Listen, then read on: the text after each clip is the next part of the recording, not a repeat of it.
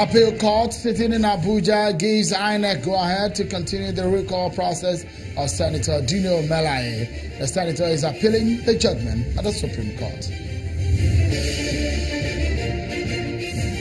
The executive and legislature discord the APC internal wranglings was the price of these agreements on governance. We'll dissect that and more.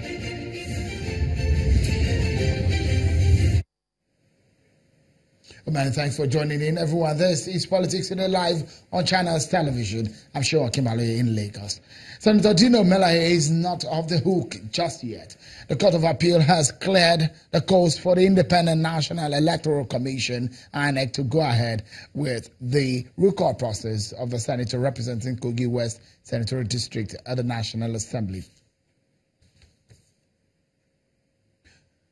Justice Tunde Awotoye, leading two other justices, read the lead judgment with the appellate court, ruling that the 90 days stipulated by the Constitution within which a recall process will take place has no time limitation.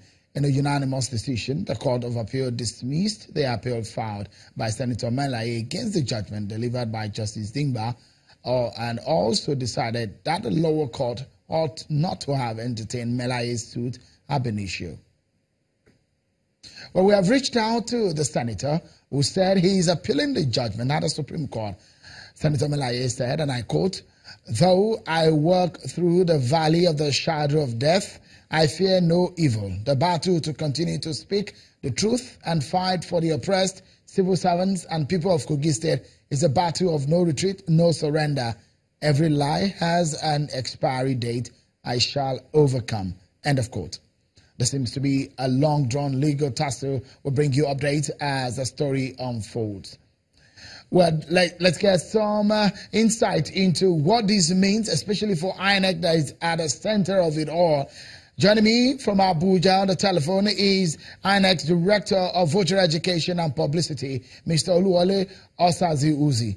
Okay, we will speak with Mr. Osazi-Uzi to give us what exactly will be the next line of action for INEC in all of this.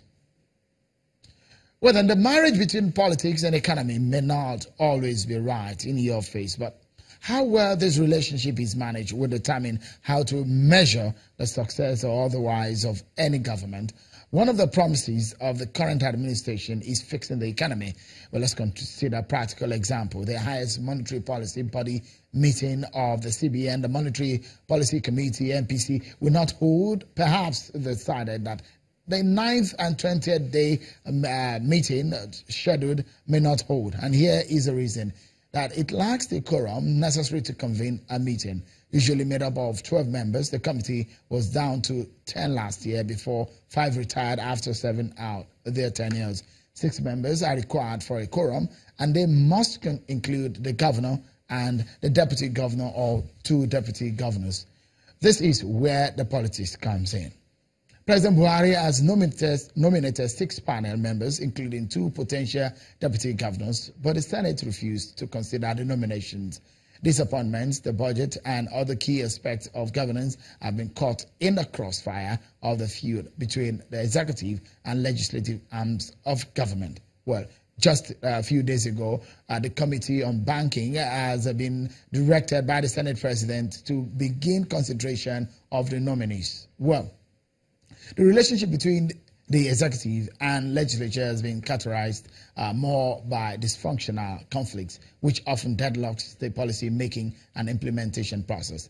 This comes despite the fact that the National Assembly, the executive, are controlled by the same party. Talking about this relationship, the leadership of the National Assembly met with the President, and the issue of budget and the economy formed the discussion. Covered all general issues, security, budget, and all the general issues. And then we too contributed our observations that we too had.